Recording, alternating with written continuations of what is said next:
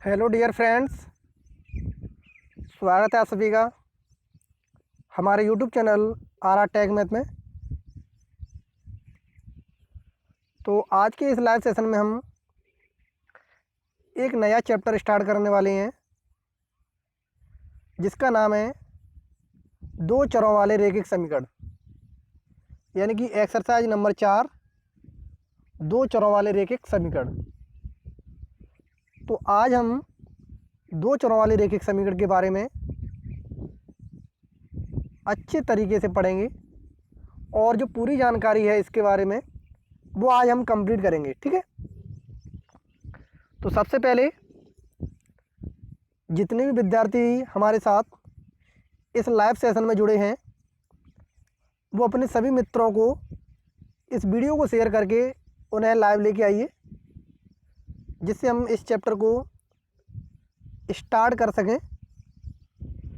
तो चलिए एक बार सभी विद्यार्थी जल्दी से शेयर कर दीजिए अपने सभी ग्रुपों में, व्हाट्सएप, फेसबुक, इंस्टाग्राम, टेलीग्राम, सभी जगह इसे शेयर कर दो, जिससे जो आपके दोस्त हैं, मित्र हैं, वो भी इस लाइव सेशन का फ़ायदा उठा सकें। तो चैप्टर का नाम है दो चरों वाले रैखिक समीकरण। अब दो चरों वाले रैखिक समीकरण क्या होते हैं, कैसे हम उनको रिप्रेजेंट करते हैं, ये हम पढ़ने वाले हैं। लेकिन मैं आपको थोड़ी सी डिटेल बता दूं कि इससे पहले जो हमने चैप्टर पढ़ा था एक्सरसाइज 3, उसके अंदर हमने एक चर वाले रैखिक समीकरण पढ़े थे, यानी कि linear equation in one variable. आपको याद होगा कि एक्सरसाइज 3 जो कि बहुपद के नाम से थी, यानी पॉलिनोमियल्स, उसके अंदर हमने रैखिक बहुपद पढ़ा था। याद है आपको क्या बताया था रैखिक बहुपद, कि इसको हम किस तरीके से रिप्रेजेंट करेंगे? ए एक्स प्लस बी, ये हमारा होता है रैखिक बहुपद। यहाँ पर ए इज नॉट इक्वल टू 0, इसको क्या कहते हैं? रैखिक बहुपद। रैखिक का मतलब है जिसमें जो चर राशि हमारी, यानी जो वेरिएबल्स है, यहाँ पर हमारा एक्स है, उसकी अधिकतम घात 1 होनी चाहिए।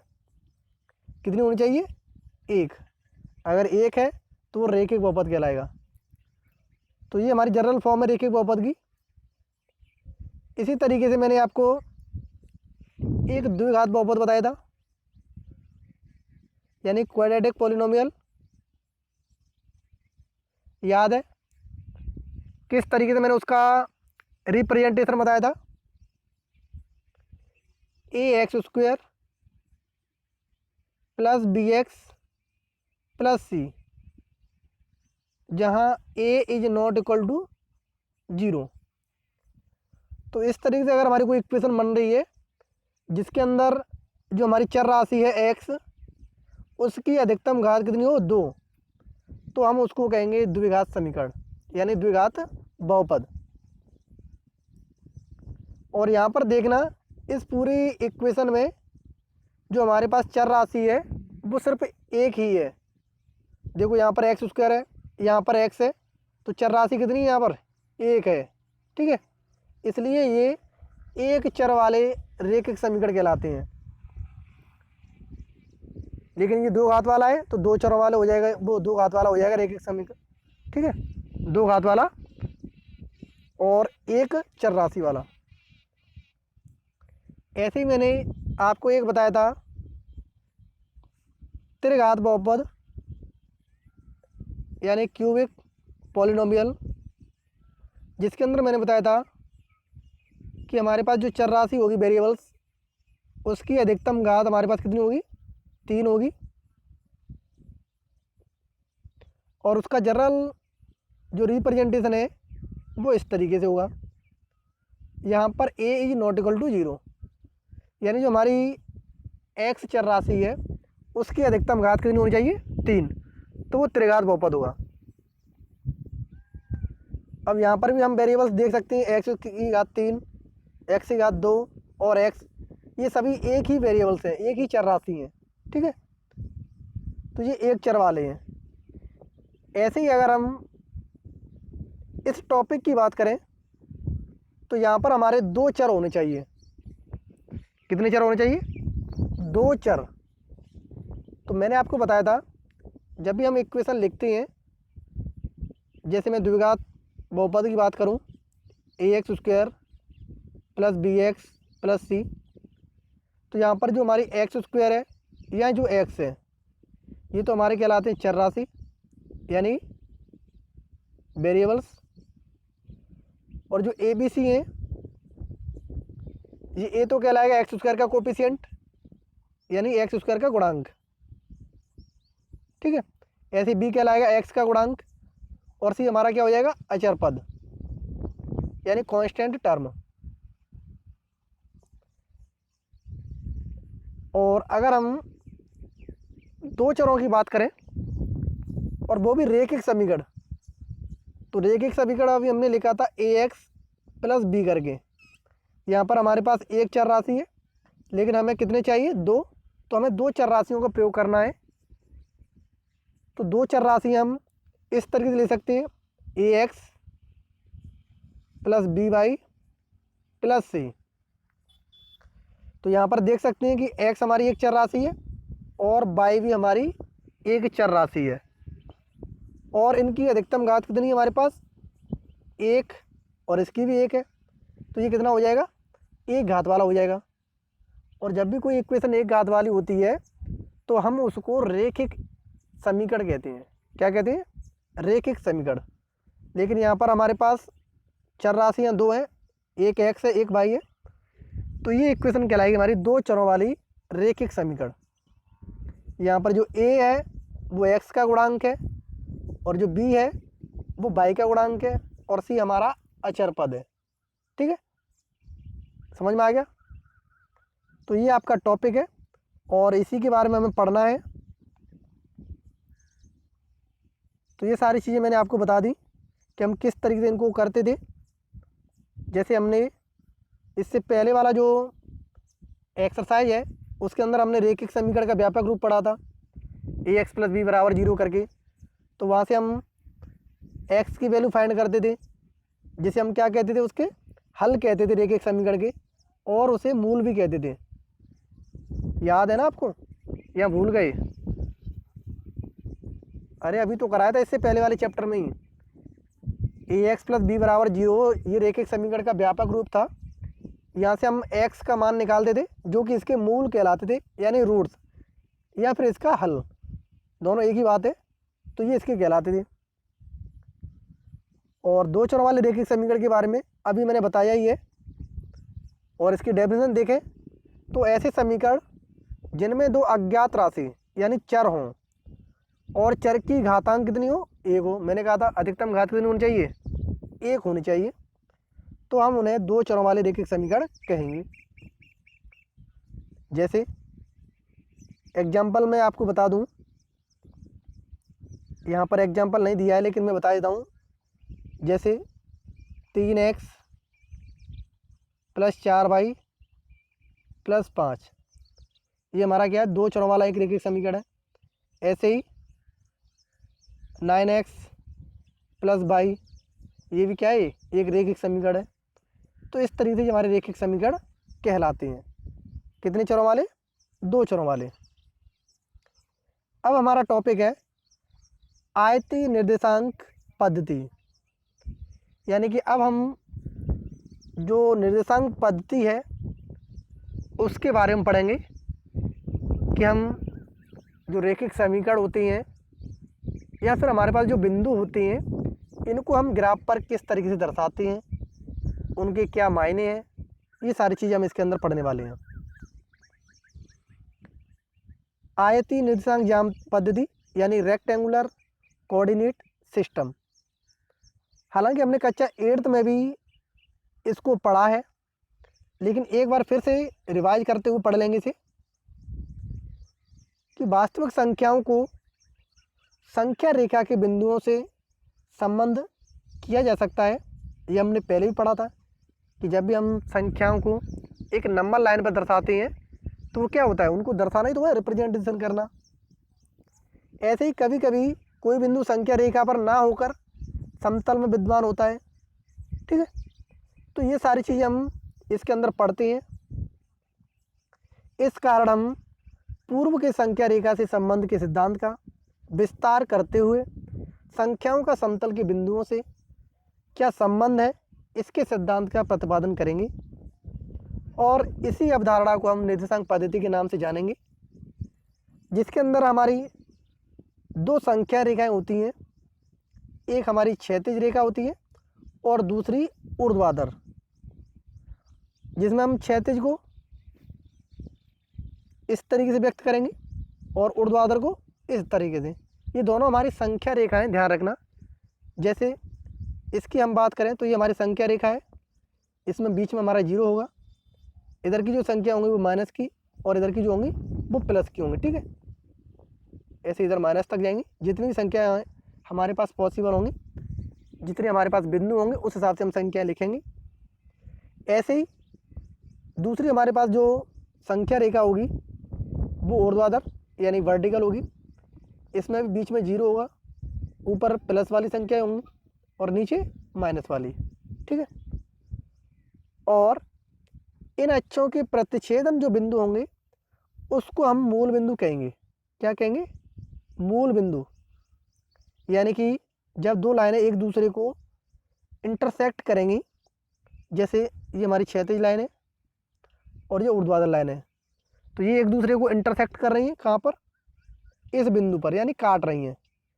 तो इस बिंदु के जो निर्देशांक होंगे वो 0,0 होंगे और उसको हम मूल बिंदु कहेंगे। क्या कहेंगे?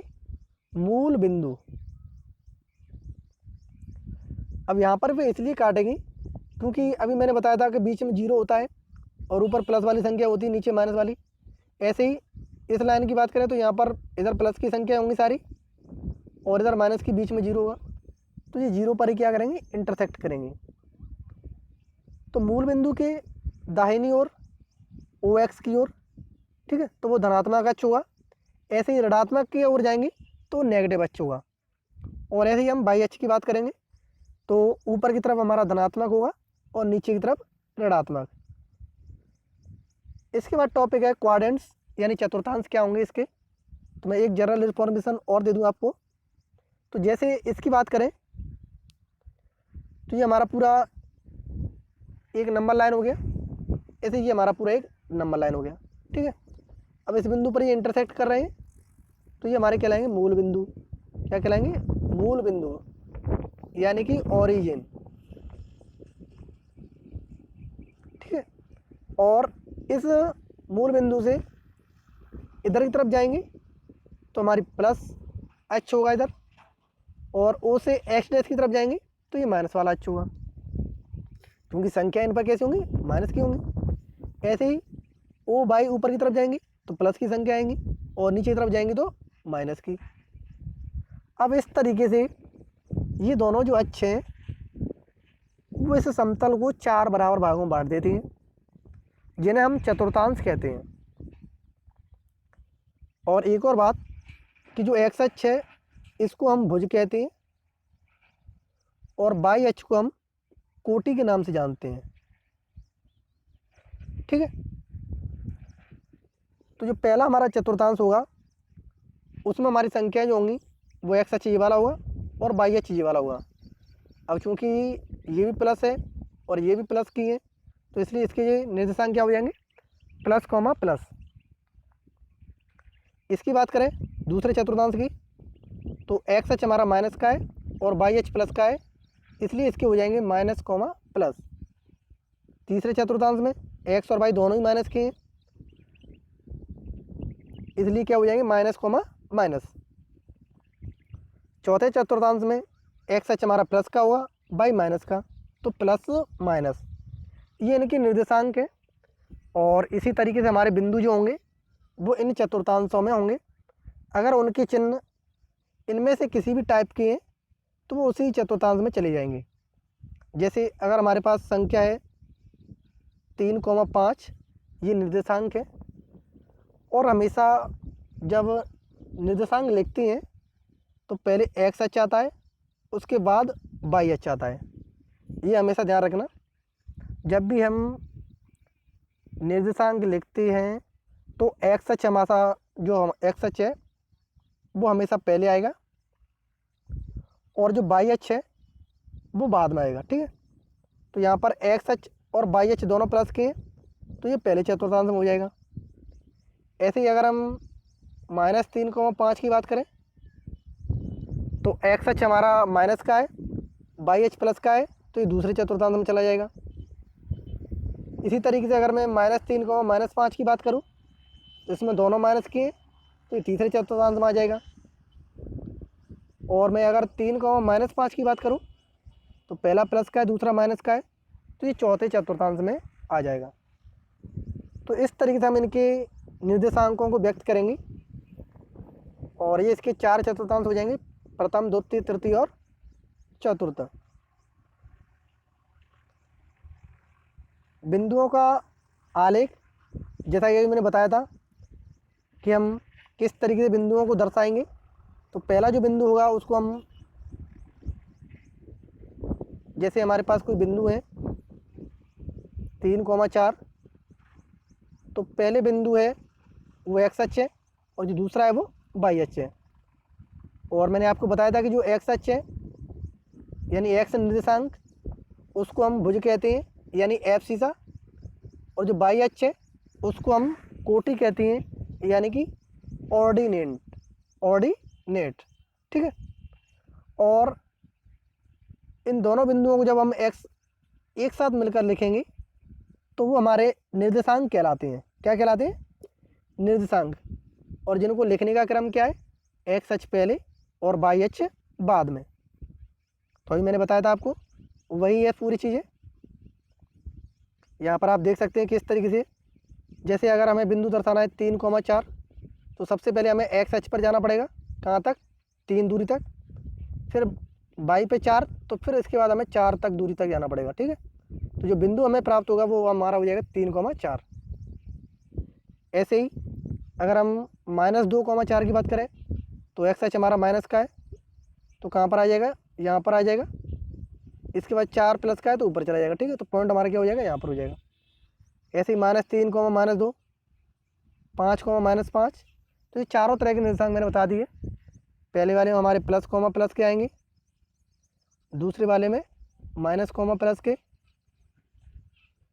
तीसरे वाले में माइनस के, और चौथे चतुर्थांश में प्लस माइनस के। ठीक है, इन सभी निर्देशांकों को आप अपनी फेयर कॉपी पर नोट कर लेना, क्योंकि इनका हमें बहुत ज़्यादा प्रयोग करना पड़ेगा, इसलिए इनको आप नोट कर लेना। ठीक है,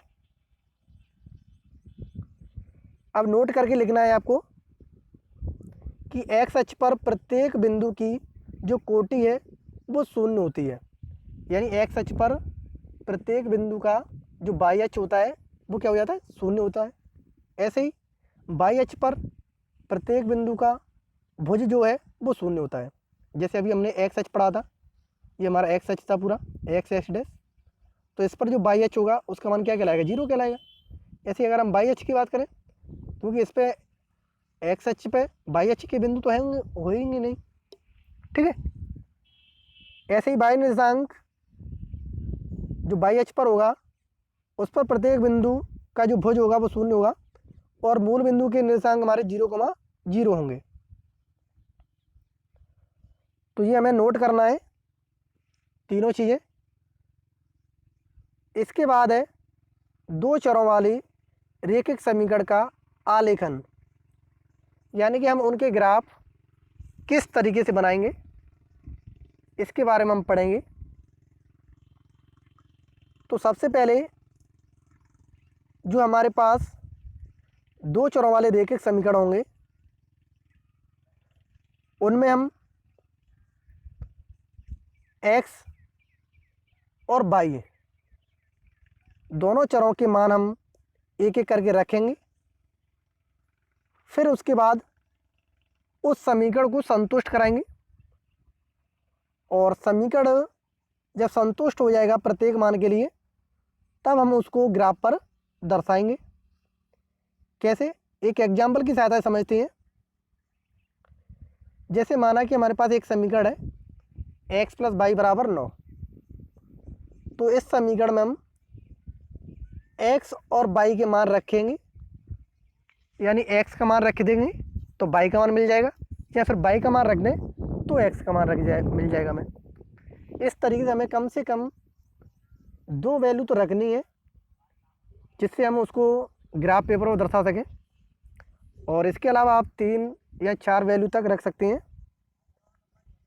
तो जैसे अगर हम इस समीकरण की बात करें x + y = 9 की, तो अगर हम इसमें x = 0 रख दें, यानी x बराबर इस समीकरण में क्या रख दें 0, तो फिर x जब 0 हो जाएगा तो y का मान कितना मिल जाएगा हमें 9, यानी x = 0 रखने पर y की वैल्यू कितनी मिल गई 9 मिल गई। ऐसे ही अब अगर हम इसमें x = 1 रख दें, तो यहाँ पर 1 आ जाएगा x की जगह पे, और जो 1 को जब 9 की तरफ ले जाएंगे तो 9 - 1 हो जाएगा, यानी कि y की वैल्यू हमें मिल जाएगी 8। ठीक है, ऐसे ही जब 2 रखेंगे तो 7 मिलेगी, 3 रखेंगे तो 6। तो इस तरीके से हम जितनी वैल्यू रखते जाएंगे उतनी हमें वैल्यू इसकी प्राप्त होती जाएंगी। और जब हम इसको ग्राफ पर दर्शाएंगे इन बिंदुओं के निर्देशांकों को, क्योंकि अभी तो ये बिंदु के रूप में लिखे तो इनको हम निर्देशांक के रूप में लिख देंगे, पहले एक्स अक्ष फिर वाई अक्ष, पहले एक्स अक्ष फिर वाई अक्ष, पहले एक्स फिर वाई।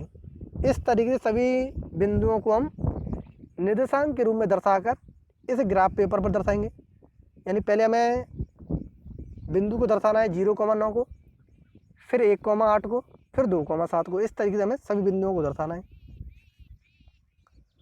तो देखिए हमने दर्शाना स्टार्ट कर दिया इसको।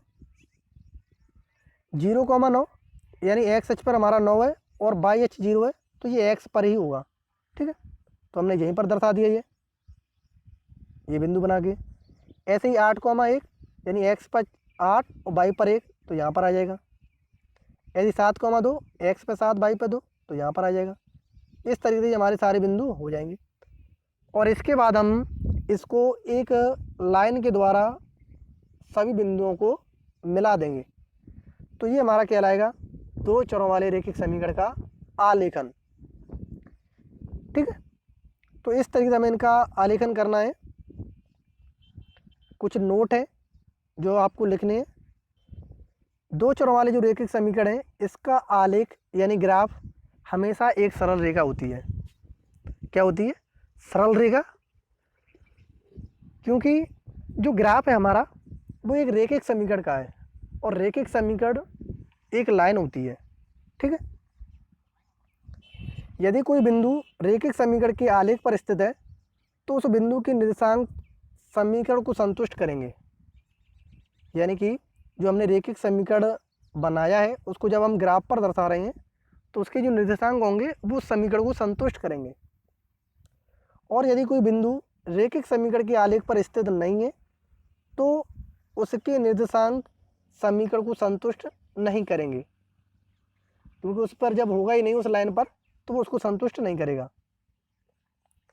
और यहाँ पर लिखा भी है, आलेखन शुद्धता एवं सत्यता के लिए कम से कम 3 बिंदुओं का आलेखन करना चाहिए। मैंने 2 बताया था, तो यहाँ पर आप 3 बिंदु ले सकते हैं इस तरीके से। तो आपको एग्जाम्पल दिया है पहला, जिसको हमें देखना है सॉल्व करके। 3x + y = 2। तो यहाँ पर हमें 2 चर राशियाँ दी हैं और उनकी अधिकतम घात 1 दी है, इसलिए ये 2 चरों वाले रैखिक समीकरण है। और इसको हमें आलेखन विधि से हल करना है और ग्राफ पर दर्शाना है। ठीक है, तो सबसे पहले हम क्या करेंगे, जब भी हम इस तरह के रैखिक समीकरण को ग्राफ पर दर्शाएंगे तो हम उनके पहले बिंदु निकालेंगे। तो उसके लिए हम जो इक्वेशन दी है उसको किसी एक चर राशि के बराबर लिख लेंगे, या तो x के बराबर लिख लेंगे या y के बराबर। तो यहाँ पर हमने इसको y के बराबर लिख लिया है। y = 2 - 3x, यानी जो 3x है इसको हम 2 की तरफ ले आए तो ये माइनस की हो जाएगी। अब हम इसमें x का मान रखते जाएंगे तो हमें y का मान मिलता जाएगा। तो इस तरीके से हम एक टेबल बना लेंगे, ऊपर x और नीचे y लिख देंगे। तो हम इसमें जब x = 0 रखेंगे वैल्यू, इसमें x = 0 रखेंगे तो 0 हो जाएगा। तो यहाँ से 2 बचेगा। ऐसे ही जब हम इसमें x बराबर 1 रखेंगे तो ये कितना हो जाएगा, 2 माइनस 1, कितना हो जाएगा, 2 माइनस 3 इंटू 1 हो जाएगा। कितना हो जाएगा, 2 माइनस 3 इंटू 1। तो यहाँ से जो वैल्यू बचेगी वो माइनस के 1 बचेगी। ऐसे ही जब हम इसमें x बराबर 2 रखेंगे तो ये हो जाएगा 2 माइनस 3 इंटू 2, यानी 2 माइनस 6 बराबर माइनस के 4, तो माइनस के 4 बच जाएंगे। इस तरीके से हमें कम से कम 3 वैल्यू निकालनी है। तो हम 3 जो वैल्यू है उनको निकाल लेंगे और इनको निर्देशांक के रूप में लिख देंगे, 0,2, 1, माइनस 1 और 2, माइनस 4। अब इन बिंदुओं को हम ग्राफ पेपर पर दर्शाएंगे। तो पहला बिंदु तो हमारा 0,2, यानी x निर्देशांक तो 0 है और y पर कितना है, 2, तो कहाँ पर आ जाएगा, ये y अक्ष पर आ जाएगा। ऐसे ही 1, माइनस 1, यानी x अक्ष पर प्लस का 1 और y पर माइनस का 1, तो ये कौन से चतुर्थांश में आ जाएगा, देखिए प्लस, पहला प्लस का है दूसरा माइनस का है, तो चौथे चतुर्थांश में आ जाएगा। ठीक है। ऐसे ही 2, माइनस 4, तो x अक्ष पर 2 और y पर माइनस 4, ये भी कौन से में हो जाएगा, चौथे में। अब इन तीनों बिंदुओं को हम एक लाइन के द्वारा इस तरीके से मिला देंगे। ठीक है, तो इसका ये आलेखन हो गया। इसी तरीके से हमें इनको हल करना है। ठीक है, तो ये तो हमारे पास एक रैखिक समीकरण है। तो इस तरीके का हमारे पास 2 से अधिक रैखिक समीकरण हो सकती हैं, तो उनको भी हम इसी तरीके से सॉल्व करेंगे और उनके क्षेत्रों के बारे में जानेंगे और उनकी रेखाओं के बारे में जानेंगे और उन समीकरणों के बारे में जानेंगे। तो जिनके लिए हमारे पास अलग अलग कंडीशन हो सकती हैं कि 2 समीकरणों के आलेख के द्वारा प्राप्त सरल रेखाएं एक दूसरे को किसी बिंदु पर प्रतिच्छेद करें, यानी जब हम 2 लाइनों की बात करेंगे तो हो सकता है वो एक दूसरे को कहीं पर काटें, या फिर 2 समीकरणों के आलेख के द्वारा प्राप्त सरल रेखाएं समांतर हों, यानी हो सकता है वो दोनों जो सरल रेखाएं वो समांतर हों और दोनों सरल रेखाएं समपाती हों, तो समपाती भी हो सकती हैं। ठीक है, तो इस तरीके से हमें इनके बारे में जानना है। ये इस तरीके से समपाती हो जाएंगे, यानी एक के ऊपर एक। तो इनके कारण जो हल क्षेत्र बनेंगे उसके बारे में भी हम जानेंगे।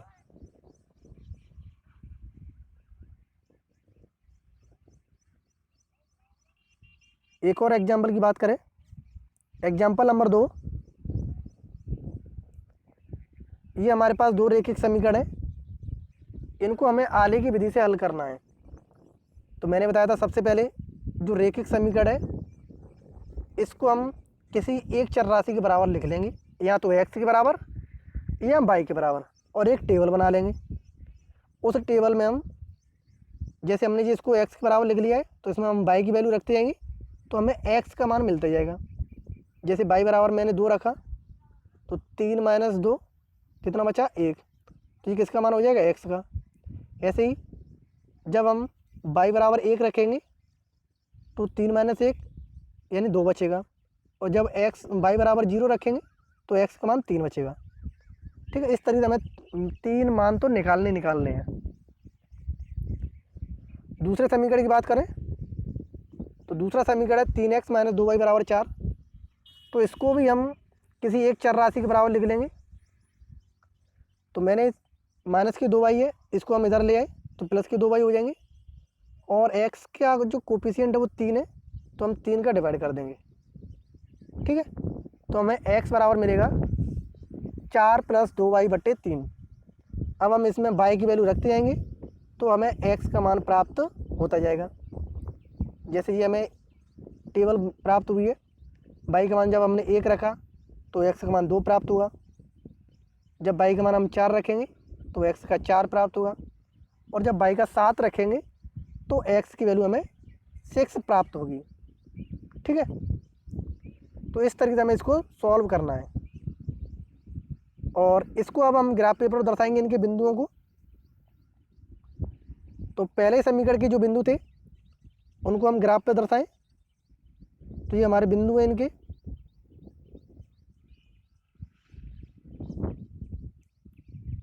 जिसके अंदर हमारे निर्देशांक है 1, 1,2, 2,1 और 3,0 इनको दर्शाना है हमें। तो 3,0 हमारा ये रहा, 1,2 ये रहा, और कौन सा था हमारे पास, और है हमारे पास 2,1, यानी एक्स अक्ष पर 2 और वाई पर 1, तो कहाँ पर हो जाएगा 2,1 यहाँ पर। ठीक है, तो ये हमारे तीनों निर्देशांक है। अब इनको हम एक लाइन के द्वारा मिला देंगे इस तरीके से।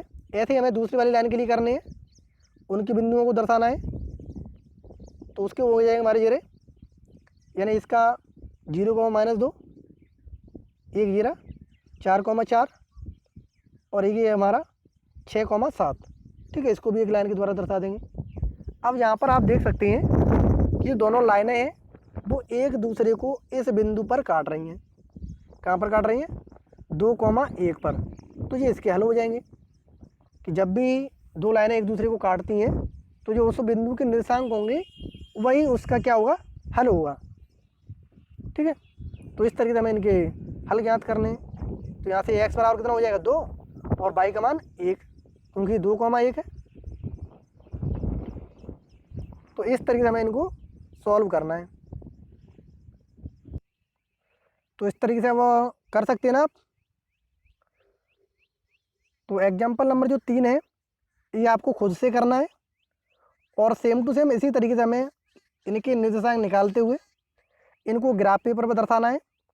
और फिर देखना है कि अगर ये इंटरसेक्ट कर रही हैं तो जहाँ पर ये लाइनें दोनों एक दूसरे को काटेंगी उस बिंदु के जो निर्देशांक होंगे वही इसका क्या कहलाएगा, हल कहलाएगा। ठीक है, तो इसके बाद नेक्स्ट एग्जाम्पल नंबर 4, इसको हमें आगे की विधि से हल करना है। और ये हमें इक्वेशन दी है दोनों, 2x - 6y + 10 = 0। दूसरी दी है 3x - 9y + 15 = 0। दोनों समीकरणों के लिए हम टेबल बना लेंगे, यानी कि हम इसमें x का मान रखते जाएँ तो हमें y की वैल्यू मिलती जाएगी, या फिर y का मान रख दें तो हमें x की वैल्यू प्राप्त हो जाएगी। तो बिंदु आप निकाल सकते हैं। एक बार मैं और बता दूं निकाल के, जैसे यहाँ से मैं 2x बराबर, मैं इसको उधर ले जाऊँ तो माइनस के 6y उधर जाके प्लस के हो जाएंगे और प्लस के 10 उधर जाके माइनस के हो जाएंगे। ठीक है, और इसमें से मैं अगर 2 कॉमन ले लूँ तो यहाँ पर हमारा x बराबर रह जाएगा, ये 2 आ गई है 3y - 5 और 2 से 2 कट जाएगा तो x बराबर बन जाएगा हमारा 3y - 5। अब इसमें हम मान रखते हैं y का, तो हमें x का मान मिलता जाएगा, या फिर x का रखें तो y का मिल जाएगा। ठीक है, तो इस तरीके से हमें कोई भी मान रखते जाओ तो हमें मान प्राप्त होते जाएंगे। जैसे अगर यहाँ पर मैं y बराबर 2 रख दूँ तो ये कितना हो जाएगा, 3 दूनी 6, 6 में से 5 गया तो 1, यानी x का मान हमें कितना मिल जाएगा, 1 मिल जाएगा। ऐसे ही जब मैं इसमें y का मान 0 रख दूंगा तो ये पूरा 0 हो जाएगा, x का मान कितना मिल जाएगा, -5। ऐसे ही अगर मैं इसमें y का मान 4 रख दूँ तो 4 × 12 और 12 में से 5 गए तो 7 प्राप्त होगा। ठीक है, तो इस तरीके से हमें टेबल ज्ञात करनी है। सेम टू सेम हमें इसकी दूसरा जो है समीकरण है इसके लिए करना है। तो यहाँ से हम मान निकाल सकते हैं। अब इनको हम बिंदुओं के रूप में लिख देंगे, इनको निर्देशांक के रूप में इस तरीके से, और फिर इसको हम ग्राफ पेपर पर दर्शाएंगे। तो दोनों के लिए ग्राफ जो होगा वो इस तरीके से हमें प्राप्त होगा, यानी कि जो उनके निर्देशांक हैं वो एक दूसरे के ऊपर ही आ जाएंगे।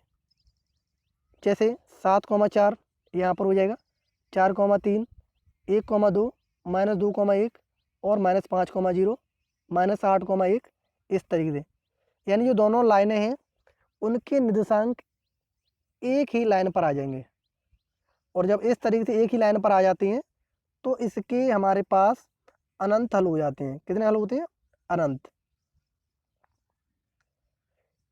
ऐसे ही एग्जाम्पल नंबर 5 की बात करें, यहाँ पर हमारे पास 2 इक्वेशंस दी हैं।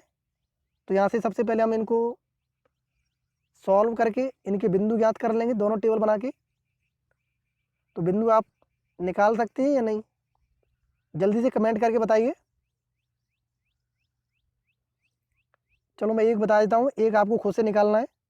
पहले समीकरण के लिए मैं यहाँ से x की वैल्यू निकालूँ तो 12 माइनस 3 हो जाएगा ये। अब x बराबर कितना हो जाएगा, 12 माइनस 3/2। अब इसमें मैं y की वैल्यू रखते जाऊँ तो x की वैल्यू हमें प्राप्त होती जाएगी।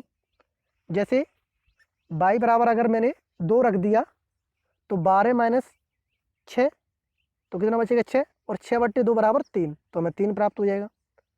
इस तरीके से हमें इनकी वैल्यू रखती जानी है। तो जो भी मान हमें प्राप्त होंगे वो हम टेबल के रूप में लिखते जाएंगे। तो हमें इस तरीके से बिंदु प्राप्त हो जाएंगे, 6,0, 3,2 और 0,4।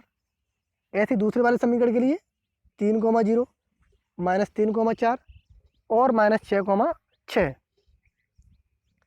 इनका ग्राफ पेपर अगर हम देखें तो हमें इनका ग्राफ इस तरीके से नज़र आएगा, 3,0 माइनस 3,4 और माइनस 6,6। ऐसे ही 6,0, 3,2 और 0,4। तो यहाँ से आप देख सकते हैं कि दोनों लाइनें हैं वो एक दूसरे को कहीं पर भी काट नहीं रही हैं, ठीक है, और ना ही ये एक दूसरे के ऊपर हैं।